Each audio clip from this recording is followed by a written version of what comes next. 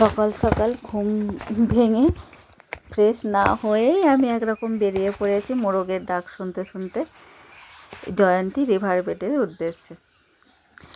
এক কথায় সবুজ জঙ্গলের মধ্যে স্লেট পাথরের রঙা পাহাড়ে মোড়া ছোট্ট এক জনপদ জয়ন্তী।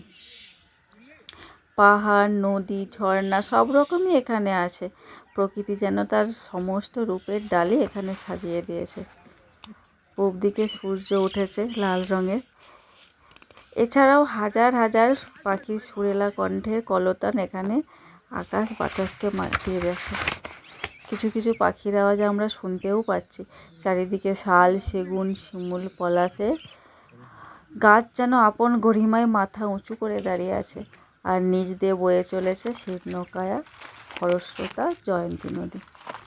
এখানে 234 রকমের পাখি, 149 রকমের গাছ, 169 রকমের লতাগুল্ম, 89 রকমের ঘাস আর বিভিন্ন রকমের অর্কিড নিজের রূপে ভরিয়ে রেখেছে জয়ন্তীকে।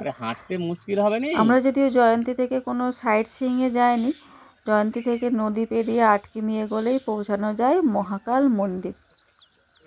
পথের দুপাশে রং বেরঙের পাহাড় আপন গরিমায় দণ্ডায়মান। লোহা, গন্ধক, ডলোমাইটের জন্য পাহাড়গুলোর রং লাল, কালো, হলুদ রঙের। পাহাড়ের গায়ে আর গভীর জঙ্গল। এই জয়ন্তী মহাকাল হচ্ছে 51 সতীপীঠের অন্যতম এই মহাকাল। আর জয়ন্তীতে ঘোরার জন্য 4টি স্পট আছে। জয়ন্তী 26 মাইল কোর জঙ্গল সাফারি হয়, সেটা জয়ন্তী পুকুরি পাহাড়, তাসিগাঁও নজর মিনার, জয়ন্তী ভুটিয়া বস্তি ও জুনিয়া জঙ্গল সাফারি। এছাড়া জয়ন্তী ছোট বড় মহাকাল গুহা, যেটা ছোট মহাকাল জিপসি সাফারি হয় আর বড় মহাকালটা পায়ে হেঁটে ট্রেক করতে হয়। আমরা জয়ন্তী হাই স্কুলের পাশ দিয়ে যাচ্ছিলাম, নিজে যেহেতু একজন টিচার তাই এটা ছবি তুলে রাখলাম। আর জয়ন্তী রিভার বেডের গেট এটা। আর আমাদের হোমস্টের এটা, আমরা যে রুমে ছিলাম ওঠার সিঁড়ি আর বাইরের বারান্দাটা। আমরা সকাল সকাল এরপরে ব্রেকফাস্ট করলাম, চা আর আমরা রুটি নিয়েছিলাম, রুটি আর তার সঙ্গে আলুর তরকারি। এরপরে আমরা জয়ন্তীকে বিদায় জানিয়ে চলবো বক্সার উদ্দেশ্যে। Thank you. আমরা 9টা নাগাদ জয়ন্তী হোমস্টে থেকে বেরিয়ে এখন আমরা চলেছি বক্সার উদ্দেশ্যে। বক্সা বলতে মূলত আমরা যেটা বোঝাই,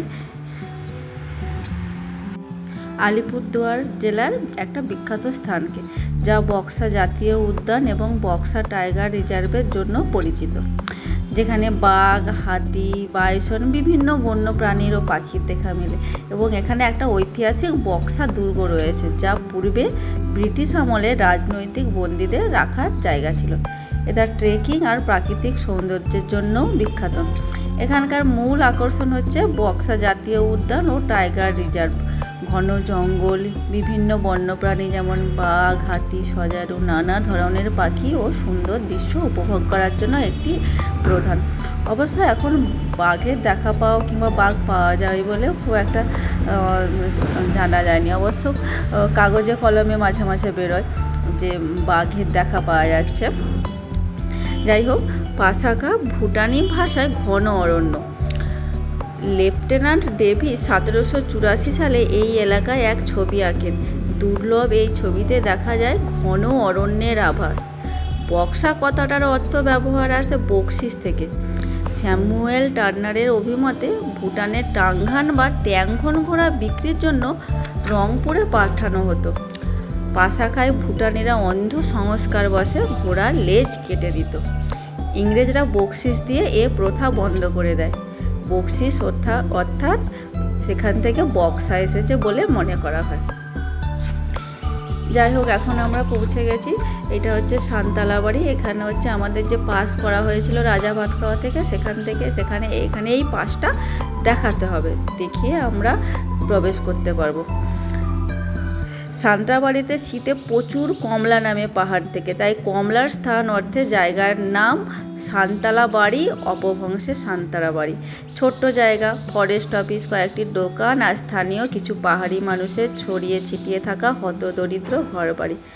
বক্সা দুর্গে যেতে হলে এরপর হাঁটতে হবে খাড়া পথে। আঁকাবাঁকা পথ, পাশে ঝোড়াও নামছে কলস্বরে। 1997 এখান থেকে আরও 2 কিলোমিটার জিপ ওঠার ব্যবস্থা, তবুও এরপরে হাঁটতে হবে। আমরা হাঁটতে হাঁটতে তো পুরোটা তো হাঁটতে কষ্ট লাগছে, তো মাঝে মাঝে রেস্ট নিচ্ছি। তেমনই একটা এখানে দোকানে রেস্ট নিচ্ছিলাম। মাঝে মাঝে এখানে বসার জায়গা আছে। এই দেখুন আমাদের গাইড দাদা বসে আছে, রেস্ট নিচ্ছে, আমরাও রেস্ট নিচ্ছি। যাই হোক, আস্তে আস্তে আগের দিনে আমাদের একটা বাচ্চার একটু শরীর খারাপ হয়েছিল, ও তো কিছুতেই উঠতে পারছে না। যাই হোক, আস্তে আস্তে রেস্ট নিতে নিতে কিছুটা পর্যন্ত ওকে তোলা হলো, বক্সা ফোর্ট পর্যন্ত আমরা ওকে নিয়ে গিয়েছি। তারপরে কি হলো, ও আর উঠতে পারছে না দেখে ওই গাইড দাদা ওকে নিয়েছে। আর আমাদের যে সাথে আর একজন দাদা ছিল, এই দাদা আমাদের টিম মেম্বার, উনি এই টুকরিটা নিয়ে চলেছে। আর এটা আমাদের দলের ছোট সদস্য, ও ঠিক ছিল, ওর থেকে যে বড় আর এক বাচ্চা, সে একটু অসুস্থ হয়ে পড়েছিল। তাসিগাঁওয়ের পথটা কিন্তু একটু চড়াই, তুলনামূলকভাবে লেপ চাকা অনেক সহজ। বাচ্চার যদি হাঁটার অভ্যাস না থাকে তেমন, তাহলে আপনারা লেপ চাকা ট্রাই করতে পারেন, লেপ চাকাটা সোজা। কিন্তু তাসিগাঁওয়ের পথটা একটু চড়াই। ওই দূরে দেখা যাচ্ছে বক্সা ফোর্ট। আমরা এখন যাওয়ার পথে আমরা যাইনি, ফেরার পথে আমরা বক্সা ফোর্ট দেখে ফিরব। এটা তাসিগাঁওয়ের ওখানে একটা হাই স্কুল। উপর থেকে যারা বাস করে ওপরের দিকে লেপচাকা বা তাসিগাঁও, এখানে নিচে আর নেমে আসতে হয় পড়াশোনার জন্য।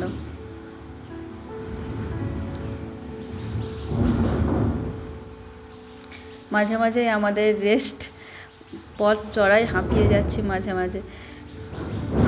ব্যাগপত্র নিয়ে এমনি হাইকিং করার অভ্যাস ছিল, কিন্তু ব্যাগপত্র নিয়ে ট্রেকিংয়ের অভ্যাস আগে ছিল না, এটাই আমাদের প্রথম।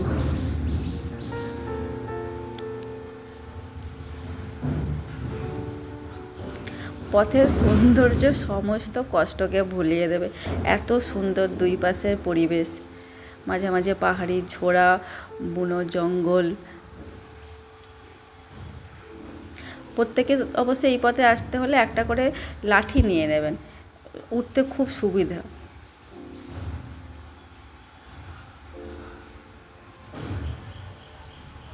নাম না জানা পাহাড়ি ঝোড়া।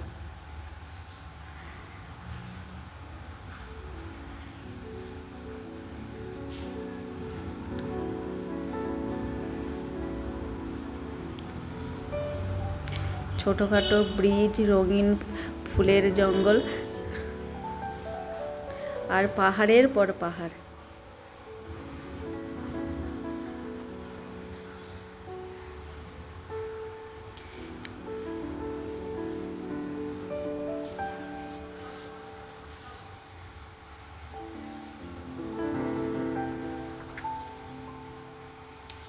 এখন আমরা যাব তাসিগাঁও। তো আমরা 0 পয়েন্ট থেকে বক্সা ফোর্ট পর্যন্ত 2 কিলোমিটার, তারপরে বক্সা ফোর্ট থেকে তাসিগাঁও পর্যন্ত 3 কিলোমিটার। এই 3 কিলোমিটার রাস্তা খুব চড়াই। আর ওই বক্সা ফোর্ট থেকে আর যেটা রাস্তা গেছে লেপচাকা, ওই লেপচাকার রাস্তাটা তুলনামূলকভাবে সহজ। এই 3 ঘন্টা উঠতে আমাদের সময় লেগেছিল প্রায় 2 ঘন্টা। আর 0 পয়েন্ট থেকে বক্সা ফোর্ট পর্যন্ত আমাদের সময় লেগেছিল 1 ঘন্টা। আমাদেরকে বলেই ছিল যার ট্যুরে এসেছি, মানে যিনি আমাদের দায়িত্বে ছিলেন, উনি বলেইছিলেন যে আমাদের 3 ঘন্টার মতো সময় লাগবে। যাই হোক, আমাদের ওই সময়ের মধ্যেই আমরা চলে এসেছি। দূরে ওই পাহাড়ি গ্রাম দেখা যাচ্ছে, নাম না জানা। আমরা সব গ্রামের নাম অবশ্য জানি না, শুনেছি, ভুলেও গেছি।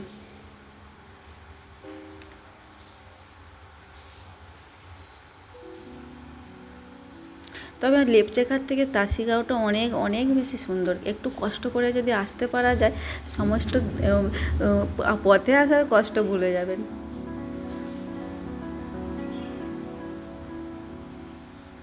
বেশ সুন্দর আর নিরিবিলি গ্রামটা।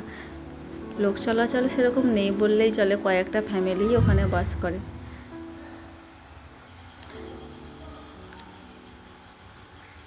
ফ্যামিলির সব মেম্বাররা যে ওখানে থাকেন তাও নয়, কিছু মেম্বার সমতলে নেমে আসেন কাজের সুবিধার জন্য, বয়স্করা রয়ে যান।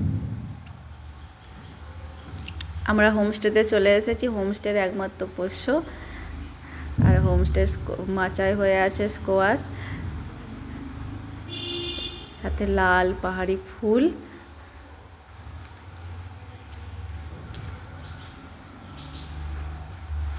হোমস্টের চারপাশ বেশ সুন্দর। পরের গল্প আবার অন্য দিন। এরপর আমরা আসতেই হচ্ছে আমাদেরকে চা দিয়ে দিল। তারপরে আমরা হচ্ছে আমাদের লাঞ্চটাও সেরে নিলাম। Thank you.